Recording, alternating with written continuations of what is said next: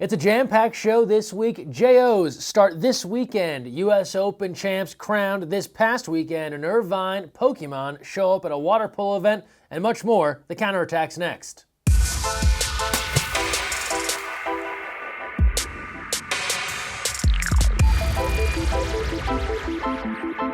Hi everyone, Greg Mescall here. Thanks for joining us on The Counterattack. We start a very busy show with this past weekend in Irvine, the National Awards and Olympic Gala. A great night for the water polo community, bringing together the best of 2015 in water polo, plus a send-off for the 26 athletes headed to the 2016 Olympic Games. We heard from team captains Tony Azevedo and Maggie Steffens, as well as USA Water Polo CEO Chris Ramsey, in an evening that celebrated all things water polo.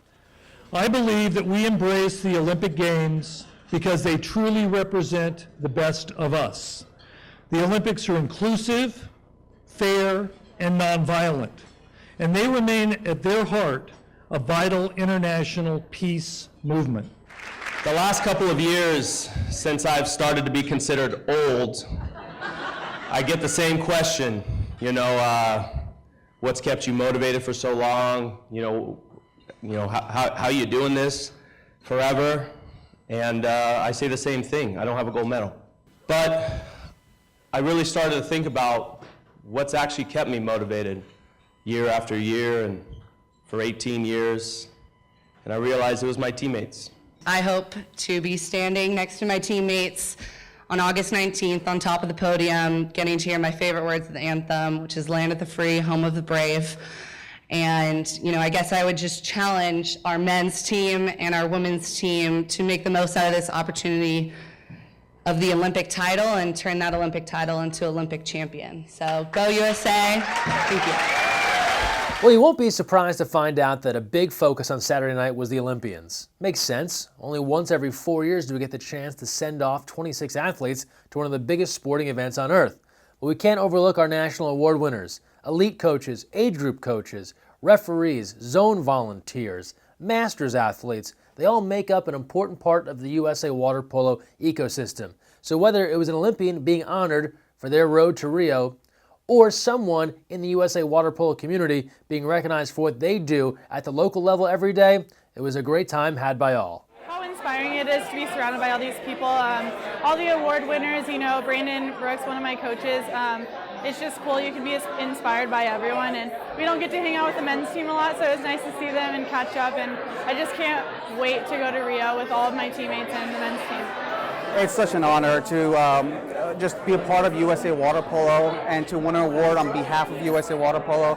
It's really an honor to go and to these international events and to just hear your name and they mentioned that you're from the United States. Such a great feeling, and such an honor. While many in the water polo community were all dressed up for a fun evening celebrating some of the greats in the game, others were in the pool taking part in the U.S. Open of water polo, which also took place in Irvine this past weekend. Third place and first place highlights on the way. We start things off first in the men's bracket. Third place match, two old rivals getting together, the New York Athletic Club and the Olympic Club. New York out to a hot start. They lead 3-0 in the first. Olympic Club turns to Paul Reynolds. He gets the O Club on the board, trailing now 3-1. Not long after that, Zach White helps close the gap a little further, making it 3-2. Second quarter action, Jeff Terrell of Nyack scoring, Dan Seymour on the assist. Nyack back in front by 2, 4-2. But Olympic Club turns to the four-time Olympian Ryan Bailey. He connects on the penalty shot to make it a 4-3 game. This one will be good down to the end. More Bailey now from Drac Wygo, bringing Olympic Club even closer, make it 6-5. Still in the third quarter, one of the best goals you'll see all day. Cue Miles Calbus from half court on the lob with just 1 second left. That's in the back of the net. New York goes in front 7-5. Awesome shot by Calbus, and you think that might be enough, but we go to the fourth quarter. Olympic Club has come all the way back. They've tied the game at 7-7. Now we head to a shootout. It would come down to this. Goalie Chris Whiteleg with a huge block here for New York. We go the other way. Daniel Seymour here, winning shot for New York. He cashes in, and that's the final 13-12. New York takes it. They win bronze at the U.S. Open of Water Polo. First place action here on the men's side, Bruin taking on Golden Bear. You'll recognize a lot of these athletes from UCLA and from Cal. Starting things off early on, Bruin up 2. Thomas Carroll able to beat Garrett Danner to make it 2-1 Bruin. leading the Bears here. Shortly after, Connor Newman will even things for the Golden Bears, tying it up at 2. Second quarter action now, 4:41 left. First goal of the period comes from Bruin, and David Styling makes it 3-2 here. And then Garrett Danner, one of the best goalies in the college game, will make several stops, just like the one you see here on the penalty. Despite the Bruin defense, the Golden Bears would break through. Jarrell Stickney will score with seconds left on the shot clock. Bears tie it 3-3. 4-4 at the end of 3. We now go fourth quarter, and the Bruins' Chancellor Ramirez on the penalty makes it 6-4. Matt Farmer now from Max Irving with just 5:21 left. Bruin looking like they're pulling away. They go ahead 7-4. Golden Bear not going quietly. They turn to one of their big guys, the left-hander Odysseus Masmanides. Look at this creativity from Carroll. No look over the head shot. That counts. 7-5 the score. Back-to-back, more Masmanides here with the redirect with 4:05 left. That makes it 7-6. But last chance here, Bruin ahead at 9-8. One more try for the Golden Bear squad, and the lob, no dice. Bruin hangs on. They win it 9-8, taking gold. The MVP, Max Irvin, on the close win and looking ahead to the upcoming fall season. Yeah, it was a tough game against Cal. Cal's a great team, but we just tried to stay with what we were doing for as long as possible. Cal made it close in the fourth. We went up 7-4. Then they rallied right back, 7-7, and then from there we just tried to stay with what we were doing, and we ended up on top. We're just working it hard every day in practice, trying to make a competitive environment. And then every opportunity we have a chance to play is just an opportunity to get better. We have a lot of young guys that are trying to get experience, and then us older guys, everybody needs to grow, everybody needs to get better to try to win. Now we turn to women's action, bronze medal game. New York Athletic Club taking on the USA Youth National Team. Early on, Abby Hill, that's the younger sister of Olympian Sammy Hill, she'll put it home, tying the game at 1-1. Now a 3-2 lead for the youth squad. Emily Donahoe will tie things up for Nyack with just 3 seconds left on the clock. We're all even there, 3-3. More Abby Hill scoring for Team USA from distance. We're tied again, 5-5. Tanya Gandy from the New York Athletic Club takes him to the Gandy shop with 2:55 left in the third. Nyack goes in front, 6-5. Back to Donahoe, the former UCLA Bruin, a high scorer in her days in Westwood. She breaks a tie here, making it 7-6. And then not long after, on the penalty shot, they go back to Donahoe. She'll add another, scoring here, making it 8-6. That's your final. The New York Athletic Club sweeps bronze at the U.S. Open. Now we go first place action. Stanford taking on SoCal Gold, and this was all Stanford. Early on, Mackenzie Wiley opens with the score. 3:37 left in the first, a 1-0 lead for the Cardinal. Then Katie Dudley, the Michigan native, playing for the Cardinal, fights her way through in the center spot to score 2-0. Stanford blew this one open early, now ahead 7-1 in the second. We go third quarter. Shannon Cleary, she scores early on in the quarter, just 3 minutes in, to make it 8-1. Sophia Monahan afterwards beating the keeper. New Jersey is in the house for a 9-1 lead. Jessica Carty gets one back for SoCal, hitting from the middle from a ways out, 9-2, but all Stanford in this one. Danny Jakovic scoring here with 2:18 left to make it 14-2. And then Jamie Nuschel, the MVP, puts the capper on this one, making it 15-3. That's your final. Stanford, U.S. Open champs. Afterwards, Monahan on the victory. We came out here and kind of our purpose was to make it to this championship game. We didn't have any cool trips this summer, so we've been training for the past month and a half, really with our sights set on this game. So it was a really exciting win for us. We had, a bit of a tougher game against Nyack in the semis, and then we came out and really kind of did our job. I think, went out pretty early and kind of set it down and locked the win in. So it was awesome.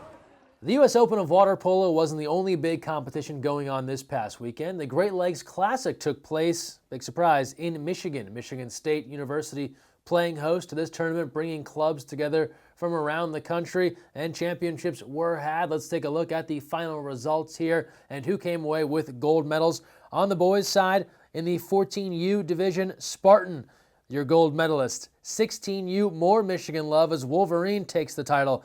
And then 18U from Pennsylvania, Kingfish, winning gold at the Great Lakes Classic. On the girls' side, 14U, Spartan again. 16U, Kingfish coming through with another championship effort. And then in the 18U division on the girls' side, NIPC taking home the gold. Congrats to all of our champs from the Great Lakes Classic. Well, it's the middle of the summer, so no surprise, there's high-level water polo happening just about every weekend. This weekend, no difference. And it starts actually tomorrow in San Diego as the USA Women's Olympic team kicks off a 3-game series against Russia. It's their final prep on the road to Rio. The game tomorrow in San Diego at Cathedral Catholic High School, 6 p.m. start. From there, they go to UCLA, a 2 p.m. start on Sunday. And then next Wednesday, right in the middle of Junior Olympics, in between session 1 and 2, they'll play at the Avery Aquatic Center on the campus of Stanford, 7 p.m. start, all times Pacific. And keep in mind, if you can't make it out to the game, you can watch live. We'll stream all the matches on facebook.com/USAWP, all games through Facebook Live, but visit usawaterpolo.org. Tickets still on sale for these games. We want to see you in the seats. We want to sell these venues out and send Team USA off to Rio the right way. And now we take you to Laguna Beach, California, not for a vacation, but a celebration. Residents Mackenzie and Aria Fisher, who are part of the 2016 Women's Olympic Water Polo team, recognized by their hometown, a big celebration. They cruised in on fire trucks. Everyone from their local water polo club and high school came out to cheer them on. A great event, and the sisters were thrilled to be recognized by their hometown. It was awesome. I didn't realize that this many people were going to show up, and I think that both Ari and I just really felt the love from our community. And I remember 4 years ago when Ani had like a similar thing, and me and Ari were getting the autographs and doing that stuff, so it's cool to be on the other side of it. It's so great having all the support. I mean, I get to see all the girls, all my teammates from high school, and I get to see the next generation of Laguna Beach water polo players, and it's just great that we're such a tight community and that everyone's rallying around me and Mackenzie, and they're just so supportive, and Laguna Beach is just a great community, so I'm happy. Now we turn our attention to the men's Olympic team and their final match on the road to Rio. It comes this July 30th at the University of Houston in Houston, Texas, a 4:30 p.m. start for USA and Montenegro. Tickets are on sale right now at usawaterpolo.org. If you're in the area, a great chance to send off Team USA as they get ready for Rio. Keep in mind, they'll play July 30th in Houston and then August 6th in Rio. So a quick turnaround from that game to the start of the Olympics. If for some reason you can't be there, we'll stream the game live on facebook.com/USAWP. So we hope you can join us either on your computer or there in Houston. And from Houston back to Los Angeles, where team captain Tony Azevedo was a guest on The Chelsea Show. This is Chelsea Handler's Netflix program. He was joined by LA Times sports columnist Bill Plaschke. They talked about water polo, the Olympics, things that happen above the water and below the water. The episode is streaming now on Netflix. Make sure you check it out. We are all over the map this show. Let's keep it moving. We go north to Edmonton, Canada, and the Ioana Junior Pan American Championship. We've got two teams competing, the USA men's and women's cadet national teams, and they're off to a hot start. Only one loss between them as they've worked their way through half a week of competition. We'll have full results of the squads next week on the counterattack, as both of them have reached the semifinal round. The question is, will they bring home some hardware? We'll tell you next week. Here's a look at both the squads. Best of luck to each of our teams competing in Canada. And now we turn to the college water polo scene. A couple of head coaching jobs that were up for grabs, not any longer. They've been claimed. We start first at Indiana University. Ryan Castle, the new head man of Hoosier women's water polo. He comes to Bloomington from the University of Hawaii, where he was an assistant coach. Castle and the Hoosiers, they'll play host to the 2017 NCAA Women's Water Polo Championship. And a former Hoosier, Cassie Wyckoff, has a new job. She's the head coach of men's and women's water polo at Washington and Jefferson. She was formerly at Stanford. Congrats to both Castle and Wyckoff on the new jobs. Also this weekend, Junior Olympics are coming up. We've told you about it for the last couple of weeks. If you play water polo, you know this event has been on the calendar for a very long time. We're still looking to feature your clubs, your athletes, your stories. Shoot us an email, media@usawaterpolo.org. Tweet us at USAWP. Get the word to us. We'll come out and cover your club. Looking forward to a great time at JO's starting this Saturday in Northern California.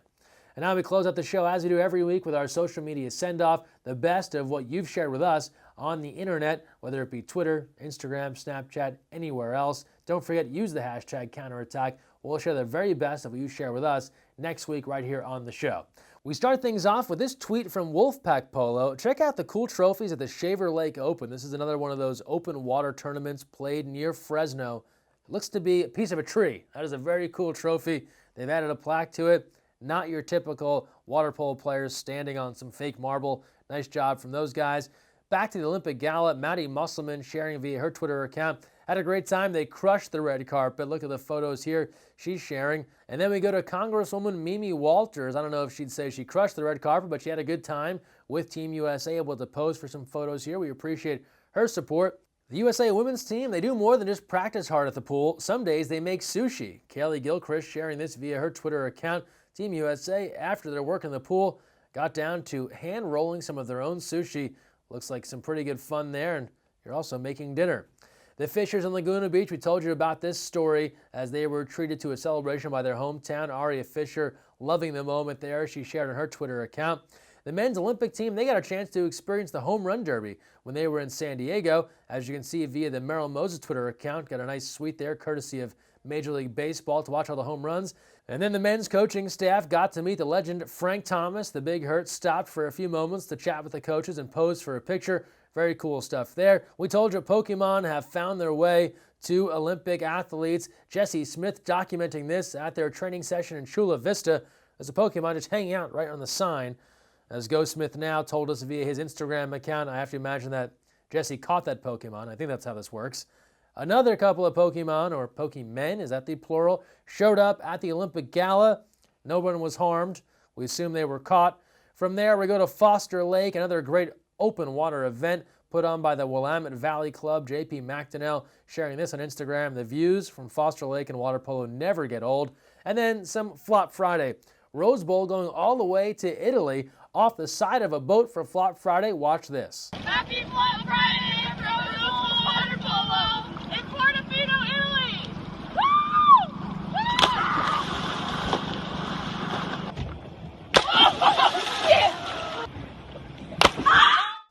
Second look at this here from Rose Bowl. The first couple of floppers, not bad. They got the intro out of the way. But the second shot it goes to, those were the committed floppers. Sounded painful. And then speaking of painful flops, Jared sent this one in, a Flop Friday off the diving board, and he did not get cheated on this one, sharing it via his Bernardi JT Twitter account. Looks like it hurt, but we appreciate the dedication. We love a good Flop Friday video.